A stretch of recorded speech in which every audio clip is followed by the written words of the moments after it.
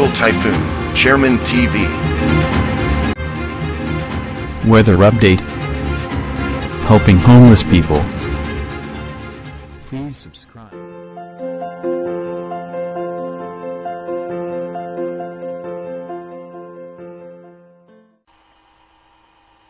Magandang gabi po. Ito po ang latest update para nga po dito sa lagay ng panahon. Patuloy nga po umiiral itong northeast monsoon o yung amihan na nakakaapekto nga po yan sa parte ng extreme northern Luzon at northern Luzon. Asahan natin na magiging malamig at may mga isolated rain shower sa may Ilocos region, Cordillera, sa may natitirang bahagi ng Cagayan Valley, Metro Manila. Asahan po natin na mararanasan natin itong northeast monsoon. Habang yung shear line naman natin ay nakakaapekto nga po yan dito sa eastern section ng northern Luzon, dito po sa may parte ng Isabela at sa may parte ng Aurora. Asahan nga po natin dyan yung mga biglaang pagbuhos ng pag-ulan. At habang mapapansin nyo nga po yung minomonitor nating low pressure area na nasa labas ng Philippine Area of Responsibility, ito nga po ay yung extension ng kaulapan niya ay nagpapaulan na po yan dito sa may parte ng Mindanao. Kaya asahan po natin makakaranas ng mga pag-ulan sa may bahagi ng Mindanao. At ayon naman sa ating advanced weather forecast ng European Center, ito pong low pressure area na to ay posible nga pong maging sama ng panahon pa or maging tropical depression kapag andito na sa may parte ng eastern section ng southern Luzon. Ayon po yan sa European Center at magiging bagyo nga po yan possible by November 3 or November 4. Sa ngayon nga po, posibleng bumaba po yan ng bahagya dahil nga po sa pagbugso ng ating northeast monsoon o amihan.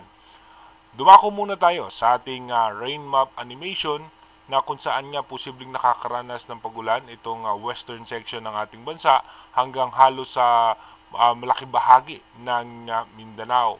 Pagdating naman po mamayang alas 8 ng gabi, yung eastern section naman ng bansa ay magiging maganda na ang lagay ng panahon. Asahan na lamang natin yung mga biglaang pag-ambon.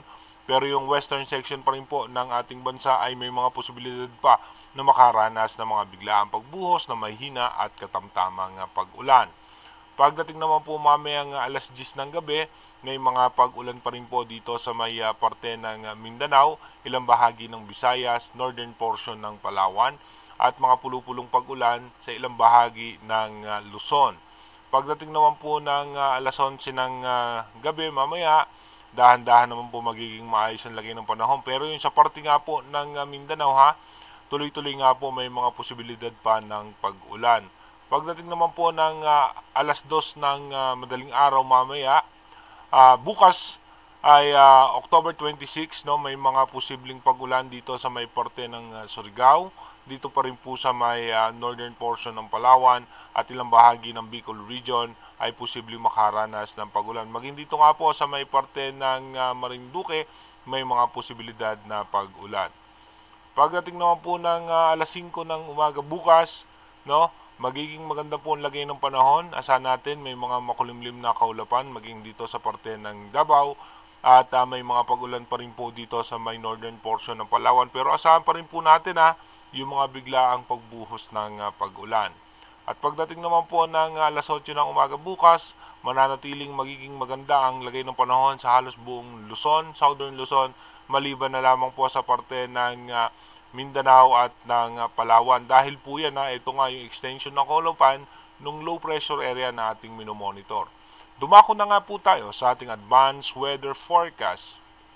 Ayon nga po sa ating advanced weather forecast ng European Center, bukas nga po October 26, patuloy nga po nasa labas pa rin ng Philippine Area of Responsibility itong low pressure area at pagdating naman po ng October 27, aangat po yan ng bahagya at pagdating ng October 28, ay nasa labas pa rin po yan ng ating Philippine Area of Responsibility at patuloy na lalakas yung northeast monsoon na posibleng umabot hanggang sa may parte ng Bicol region.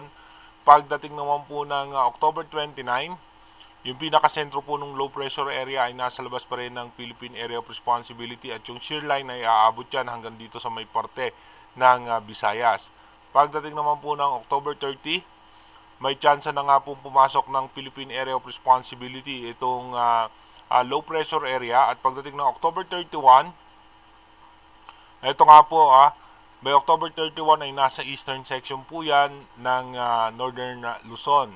Pagdating naman ng November 1, ito po possible mag-intensify na into tropical depression or mahinang bagyo. At mapapansin natin magkakaroon ng mga possible low pressure area sa may pagitan ng shear line dahil naman po ito sa pagsasalubong nga ng dalawang hangin. Pagdating naman po ng November 2, posible nga itong ating posibleng bagyo ay nasa eastern section pa rin po yan ng northern Luzon. At pagdating naman ng November 3, ito nga po ay susubsob, bababa dito sa may eastern section ng central Luzon. At pagdating naman ng November 4, ito nga po lalakas po yan at mapapansin nyo nga po yung kanyang diametro ay abot na sa parte ng Visayas at ng Bicol region. At nasa eastern section po yan ng Birac, Catanduanes. Dahil nga po yan, mapapansin nyo nga po yung bugso ng mga hangin natin kung saan nanggagaling, at yun po yung nagiging main factor sa pagtulak nitong posibleng bagyo. Sa ngayon nga po, may mga posibilidad na tsansa na magkaroon siya ng landfall scenario, pero hindi pa rin natin inaalis yung posibilidad na ito po ay umangat muli patungo dito sa may parte ng extreme northern Luzon. At meron pa nga po yung kasunod na panibagong low pressure area na ating imo-monitor sa mga susunod na araw. Again, hinuulit po natin yung ating advanced weather forecast is possible scenario pa lamang po yan. Malaki pa rin po ang posibilidad na magbago po yan. Kaya manatili po tayong nakatutok sa ating advanced weather forecast para malaman po natin kung ano nga ba yung posibleng senaryo nitong posibleng sama ng panahon na ating minomonitor dito sa ating advanced weather forecast. Mag-iingat po tayo palagi. God bless po sa ating lahat.